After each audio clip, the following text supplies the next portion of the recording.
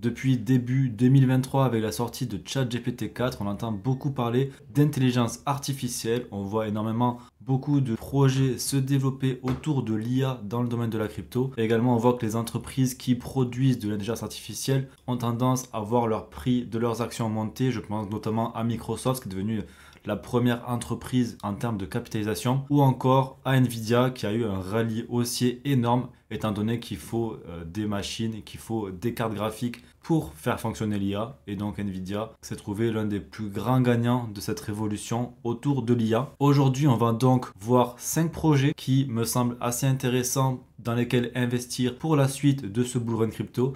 C'est des projets qui ont déjà eu des petites performances. Certains ont un market cap qui est assez élevé, d'autres qui ont un market cap qui est assez faible. Donc il y en a un petit peu pour tout le monde. Les profils qui veulent prendre du risque, comme des profils qui veulent avoir quelque chose d'assez safe, ne pas prendre trop de risques. Je veux faire aussi un disclaimer. Attention, je ne fais que vous montrer des projets. En aucun cas, c'est un conseil en investissement. Vous êtes tous libres de faire vos propres choix. Vous pensez quand même que la crypto, c'est quelque chose qui est assez spéculatif. On peut tout perdre, comme on peut gagner énormément. Donc c'est à vous aussi de faire vos recherches par derrière. Moi, je ne fais que vous présenter les projets. Derrière, c'est à vous de Dior avant d'investir. Avant de commencer la vidéo, pense à t'abonner, mets un like également, et à partir de 50 likes, ça me dira que ok, ça vous a plu. On fera une deuxième partie sur des projets IA qui me semblent pertinents. Il y en a vraiment une flopée, donc ça me ferait plaisir de vous les présenter. Alors, le premier, c'est un classique, c'est Bit&Sor. C'est vraiment le leader actuel de ce marché sur l'IA. Et pour faire simple, c'est une blockchain qui va récompenser les builders, ceux qui vont créer des applications autour de l'IA avec son propre jeton, le Tao. Et ce qui est intéressant avec Bit&Sor, c'est qu'ils ont mis en place un écosystème d'entraide autour du développement sur l'intelligence artificielle, alors que les mastodontes dans l'IA sont tous de leur côté à essayer de développer, mais ça coûte énormément cher. Donc en termes de frais, c'est peut-être plus intéressant Bit&Sor, et ça permet vraiment de régler tous ces problèmes de scaling sur le développement de l'IA. J'ai même vu certaines annonces qui diraient que Google, Microsoft et IBM pourraient potentiellement utiliser le réseau de Tao afin de développer leurs futurs IA. Au niveau de la supply, on est sur du 32% de supply qui est sorti. Ils ont vraiment suivi un petit peu le modèle qu'avait fait Bitcoin avec 21 millions de tokens. Il y a aussi un halving tous les 4 ans qui réduit la récompense qui est distribuée aux gens qui aident à développer ce réseau. Et aussi, quelque chose qui est intéressant, c'est qu'il n'y a pas de VC à l'origine, mais c'est bien un fair lunch qui a été mis en place. Aujourd'hui, Tao est suivi par pas mal de VC. On peut voir ici Polychain Capital, mais il faut savoir qu'il n'avait pas de token avant. Tout a été fait en fair lunch. Donc pourquoi est-ce que je vous le présente aujourd'hui? Parce que c'est clairement un leader dans son écosystème, dans l'écosystème de l'IA. Et donc, vu que c'est le leader, en général, quand la narrative IA va reprendre, et elle risque de reprendre d'ici cet été, avec des rumeurs notamment de ChatGPT 5 qui sortirait, eh bien, toutes les liquidités qui vont rentrer dans cet écosystème, dans ce narratif de l'IA, va en premier lieu venir se diriger vers Bit&Sor. Donc, être exposé à Bit&Sor, c'est un petit peu le safe bet, et ça nous permettra de rider sur l'IA, surtout si on n'a pas envie de prendre plus de risques, ou bien si on n'a pas le temps. Et si on reste sur le graphique, on peut voir que Bit&Sor a bien retracé. Je vous en avais déjà parlé lors d'une revue de presse et je vous disais, moi ce que je veux c'est attendre de voir quelque chose comme ça. Maintenant je pensais qu'on aurait peut-être pu le faire ici vu que la narrative était très très forte. Donc moi ce que je veux c'est juste réduire ça et le mettre par exemple ici. Vous pouvez voir que on va suivre un petit peu ceci. On est encore sous la trendline. On est sur un niveau des 0,5 plutôt intéressant. Alors là, il vient de casser. Maintenant, à voir si dans les prochains jours, on pourrait revenir chercher peut-être les 325. Peut-être venir chercher ce plus bas ici. Tout dépendra si on vient le casser. Tout dépendra aussi de ce que fera Bitcoin. Ça, on en parlera demain lors de la revue de presse. Donc, pense à t'abonner. Et donc, potentiellement, entrer sur Tao en DCA, ça peut être aussi une bonne solution. Pour le deuxième projet, nous avons Nozana qui a un market cap de 324 millions de dollars et une supply qui est sortie à 83,4%. Donc Nozana c'est quoi? C'est un protocole qu'on va pouvoir trouver sur le réseau de Solana et qui est dans les narratifs de l'IA et de la DePIN. Donc en gros lui il va avoir 3 narratifs, l'écosystème de Solana, l'IA et les DePIN. Si tu ne sais pas ce qu'est les DePIN, je t'ai fait une vidéo sur les 5 narratifs les plus importants pour ce bullrun, donc je t'invite à aller la regarder. Là dedans on va traiter l'IA, les DePIN et 3 autres narratifs très intéressants. Donc Nozana ce qu'il va faire c'est qu'il va fournir des GPU afin de permettre à ceux qui souhaite de louer de la puissance de calcul tout en réduisant les frais. Le but, ça va être vraiment de réduire les frais comparé aux concurrents. Il y a actuellement un manque de GPU qui est immense et donc Nozana va permettre aux entreprises d'avoir accès au matériel nécessaire. Ça permet donc aux projets qui développent sur l'IA d'avoir accès à des GPU qui sont abordables et qui vont leur permettre d'entraîner leurs modèles d'intelligence artificielle et aussi aux propriétaires de GPU de les mettre à disposition et d'être récompensés en conséquence. Donc toi, si par exemple tu as une GPU dont tu ne te sers pas, tu peux très bien aller sur Nozana, venir louer ta GPU et recevoir des Nozana en retour. Donc comme je vous disais, il y a 83% du supply qui est sorti. Il reste 17% du supply à sortir, mais ça va prendre environ 2 ans à les sortir. Vous pouvez aussi faire du staking de vos Nozana qui vont être récompensés avec les frais que la plateforme génère. Moi, je trouve que ce projet, c'est sur le plan spéculatif un projet qui est assez intéressant avec des narratifs très pertinents. On l'a vu, Solana avec beaucoup de hype ces derniers temps avec une belle remontada. L'IA et les dépines qui sont étroitement liés, donc pour que l'IA se développe, il faut qu'il y ait du dépine, il faut que des GPU à disposition afin de fournir cette puissance de calcul. Donc l'un va avec l'autre. Donc je trouve ces narratifs très pertinents. Le fait que 80% de la supply soit émise, c'est quelque chose de assez positif, c'est-à-dire qu'il y aura beaucoup moins d'inflation. Donc si on a de la hype sur ce genre de projet, le choc de la supply va faire que le prix va s'envoler. Au niveau du Twitter, on peut voir qu'il y a 48 000 abonnés et que les posts ont quand même un petit peu de vues. Bon là c'était sorti à 19 h, donc c'est pas dégueu. Donc il y a pas mal d'attraits, c'est un projet qui est quand même un peu sous les radars et je vous conseille quand même d'aller le regarder, de venir dur directement. Et sur le graphique, on peut voir que je vous en ai déjà parlé plusieurs fois dans les revues de presse ou même dans un top 10 il me semble. Et on peut voir que le projet fait exactement ce que j'avais annoncé. Regardez, hein, je vous disais ça va faire ça avant de pouvoir repartir. Là on vient de casser ici.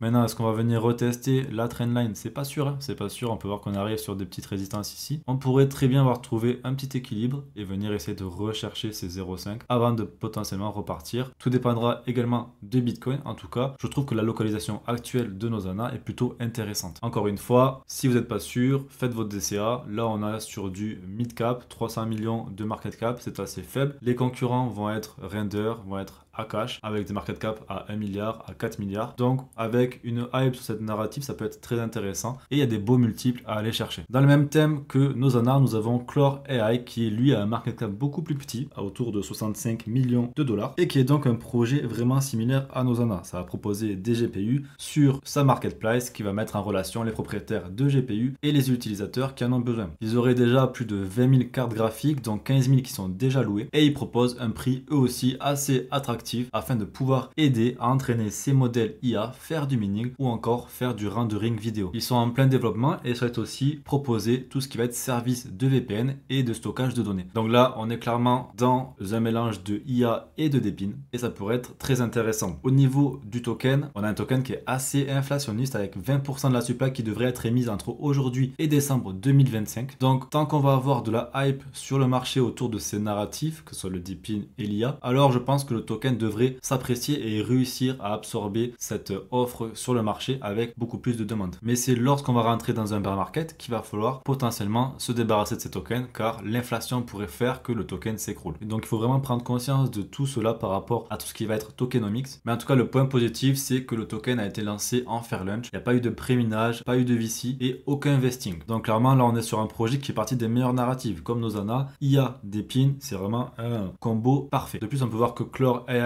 ont un produit qui est fonctionnel, une équipe qui build et vu son faible market cap, ça pourrait être intéressant pour faire des multiples. Si on essayait de rattraper ne serait-ce que Nozana, on aurait forcément minimum un x4, x5 à venir chercher. Au niveau du Twitter, on se retrouve avec 25 000 abonnés environ et aussi on a quelques posts qui ont vraiment un engagement assez sympa. Il y a du vu, ok, pour l'instant, je pense que le narratif est encore un peu endormi actuellement. On n'a pas de grosse hype sur l'IA actuellement, mais quand ça va revenir, ces tokens pourraient venir sortir leur épingle du jeu. Maintenant, au niveau du graphique, on peut voir pareil. Regardez, comme Nozana, on était sur une trendline baissière. On est venu la casser. Là, on est en train de retester. Là, ça fait 2 jours qu'on est en train de corriger. Et on arrive sur des niveaux assez intéressants. On sort de ce 0,618 qui est vraiment le début de la meilleure zone pour investir. Et ce qu'on va venir chercher, c'est potentiellement venir continuer comme ça, toujours en faisant des plus bas, toujours plus haut, avant de repartir et pourquoi pas venir casser la TH et aller encore plus haut. L'idéal, ça serait qu'on ne vienne pas casser ici, mais on pourrait venir s'appuyer ici potentiellement. Donc on pourrait venir aussi quand même plus bas. À voir, tout va dépendre aussi de ce que va faire Papa BTC, mais en tout cas le projet est intéressant. Pour le 4e projet, on va se retrouver avec Autonolas et donc Autonolas lui va permettre de fournir les fondations pour construire des applications autonomes. Les applications autonomes, ça va être des applications qui peuvent fonctionner en continu, faire des actions en autonomie, interagir avec le monde hors de la blockchain, exécuter des systèmes de logique complexes, être composés de modules d'applications autonomes et encore être des cryptos natives, soit décentralisées, sans tiers de confiance, transparentes transparente et robuste. Donc Autonolas, lui, ce qu'il va faire, c'est qu'il va fournir la technologie pour construire ces agents autonomes. Ce sont donc des programmes qui peuvent effectuer des tâches de manière indépendante, sans supervision humaine directe. Ces agents vont utiliser donc l'IA pour apprendre, s'adapter et exécuter des actions afin d'atteindre des objectifs. Ça pourrait être très utile notamment pour les opérations des DAO telles que le management de la trésorerie ou encore pour rendre les protocoles totalement autonomes et optimiser leur fonctionnement. En soi, il existe un tas d'utilisations par rapport à comment Autonolas peut aider avec ces agents autonomes. Maintenant, je t'invite à aller regarder notamment sur le white paper afin de mieux comprendre ce que c'est. Au niveau du token, on a un market cap de 132 millions, donc c'est raisonnable. On n'est pas trop bas, on n'est pas trop haut, on est vraiment entre le small cap et le mid cap. Mais là par contre, on n'a que 8% du token qui est sorti. D'après mes recherches, donc on pourrait avoir une inflation à peu près de 7%. Là, on dit qu'on est sur l'année 1, donc c'est ici. On se retrouve avec 4% d'inflation car c'est un token qui sera émis à 1 milliard d'unités. À partir de juillet, on va rentrer dans la deuxième année et donc la deuxième année, ça va être une inflation environ de 7%. Et ensuite, chaque année, on aura une inflation un peu moins élevée, mais toujours assez présente. Pareil que pour Clore, il faudra donc potentiellement, si on arrive en bear market, se séparer de ces tokens et ne pas les garder car l'inflation ferait que le projet et le prix pourraient fortement descendre. Donc c'est un projet qui est très intéressant, qui est assez aussi innovant par rapport à tout ce qui va être IA et son utilisation. Et comme je vous disais, attention au tokenomics, c'est assez inflationniste. En bear market, il faudra vraiment faire attention et se séparer des tokens. Mais en tout cas, d'ici là, avec un bull market, en fait, vu qu'il peut y avoir beaucoup de hype, les tokens disponibles seront assez faibles, donc il pourrait y avoir une grosse hausse du prix. Avec un market cap de 132 millions, je trouve que c'est assez raisonnable. On pourrait venir potentiellement taper les 1 milliard de market cap, ça serait pas déconnant. Au niveau du prix, on peut même voir qu'il a bien aussi retracé après la première hype sur l'IA dernièrement, à partir de fin novembre. On se trouve dans des zones assez intéressantes. On vient rechercher la zone de la Golden Pocket dont je vous parle assez souvent. On a cassé aussi cette trendline baissière. On commence à essayer de faire des bas toujours plus hauts. Nous avons le plus bas actuellement ici. Maintenant, si on vient former un plus bas ici, qu'on vient continuer à monter, ça pourrait être intéressant de monter tranquillement comme ceci. À voir sur les prochains jours et comme toujours, en fait ça va dépendre aussi de Bitcoin. Et pour le dernier projet, je vais vous parler de Zero One qui a un market cap actuel de 54 millions de dollars. Donc c'est un projet qui est vraiment tout jeune. On peut voir ici qu'il est sorti fin mars et ils ont pour objectif de construire un écosystème AI décentralisé en proof of stake pour les outils et applications décentralisées. Les builders, ils vont alors pouvoir créer, distribuer et monétiser ces outils et ces applications. Au niveau du tokenomics, on peut voir que c'est un projet très jeune et qui a seulement 10% du supply qui vient d'être sorti. Au niveau de l'inflation, j'ai remarqué qu'on a une inflation de 1% de la supply à partir du 20 mai et que chaque mois ça va être 2% de la supply qui va sortir. Ça fait une inflation assez forte au début, donc si on veut maintenir le prix, il faudra qu'il y ait une demande assez forte également. S'il n'y a pas assez de demande, forcément le prix va avoir tendance à partir vers le sud. Il y a quand même une bonne incitation à les stake les tokens. Il y en a actuellement 30% qui sont déjà stake, donc pourquoi pas essayer de contrer